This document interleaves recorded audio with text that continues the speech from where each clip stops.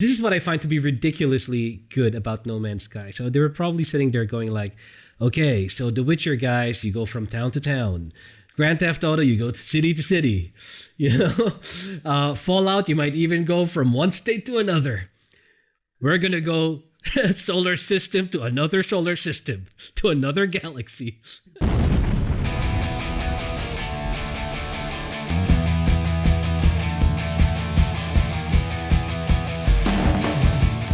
Proves an open world game can have a really, really, really good Hollywood quality script, almost like playing Red Dead Redemption is like playing a Greek tragedy. Incredibly written, the characters, the character development. I don't think I've ever played a game with such rich character development, and it really uses the story to up the stakes. It really feels like you've got a stake in these people's lives. You get to sell the fish, right? You get to sell the fish. There are many different kinds of fish that you can catch, but that's not even the main purpose of fishing, Jay. I mean, fishing in general, my friend. I've never fished in real life, so I can only talk video game fishing. Can you remind me what the largest city in that game is called again? Saint-Denis. Saint-Denis, yeah. Saint-Denis with its parlors and Chinese restaurants. Makes me want to go fishing now. You got some fish in the refrigerator? I do indeed. I think I'm going to eat some fish tonight. The soundtrack, the lore, the voice acting, it really is like pretty much a play, it's pretty much a stage play of grand proportions. It's very well written. The world wherein the game takes place is incredibly well done. I love going through the towns, and you could have a really important mission, right? Like you need to save the world, or you need to prevent like these like undead folk from massacring a town. But you're like, hang on, do you play? So tell me, Geralt of Rivia, are you ready to slay the dragon from the cave? And Geralt's like, indeed I am. Do you play Geralt? And then all of a sudden the music kicks in, right? Yeah, it's so much fun. And if you win, you get his card. Thank you very much. Right, let's go kill that dragon. It just feels so like disproportionate.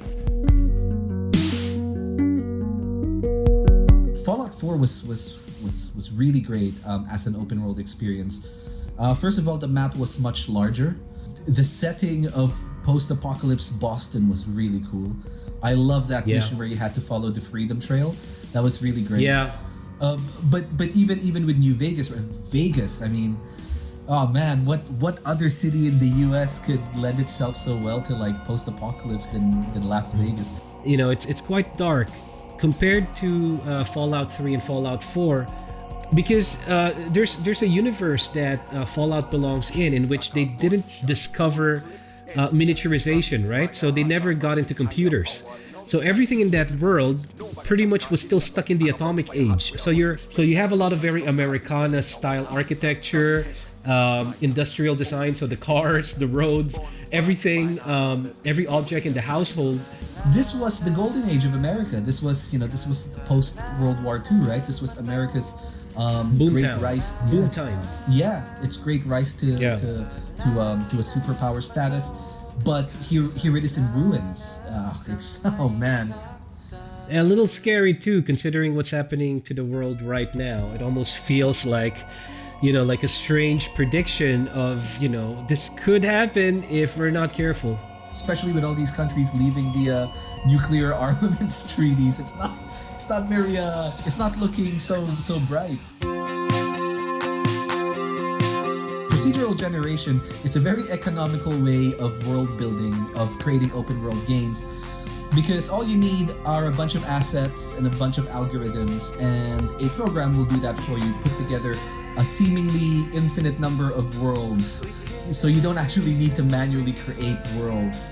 And this results in some pretty fantastic worlds, because for anyone who hasn't played No Man's Sky, even the wildlife on the planets are procedurally generated.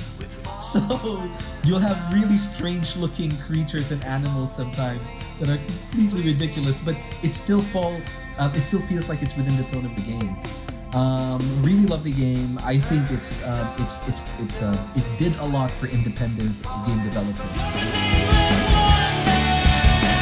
I always related to Michael, maybe because I have the same name, but he was a family guy. He was basically trying to take care of his family and trying to get out of the business and, one last hit and that's it, or he needs to do something out of necessity more than craziness or ambition. And then you get to play as Franklin, and Franklin is the young guy. So Franklin is almost a remnant from the San Andreas Grand Theft Auto game, right? So he's from the hood. He's a tough guy, but he also has principles. He's very versatile, very capable. And then comes Trevor, and Trevor is just crazy. Totally. I think Trevor really counterbalances the other two characters in the sense that Franklin is sort of that archetypal character of someone caught in a storm, right? He's just a guy who's trying to make it, right, in the tough city. And he gets involved with these two insane criminals. I was going to say ex-criminals, but they're pretty much still criminals. And Trevor really introduces a lot of comic relief, a lot of chaos. And I want to mention that because GTA, as the series progressed, in my opinion, introduced a lot of order. In the beginning, during the early GTAs, the GTA 3s, the GTA Vice City, there was a lot of chaos in the sense that most of the fun was just causing havoc.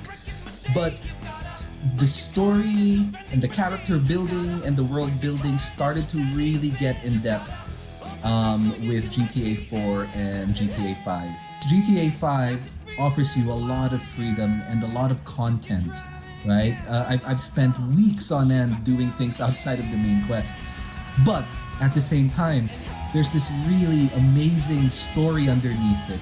3 very well developed characters and just really, really good script. Just a really, really good script. If there is one game that legitimately challenges Skyrim as the best open world game, at least in recent history, it's probably GTA.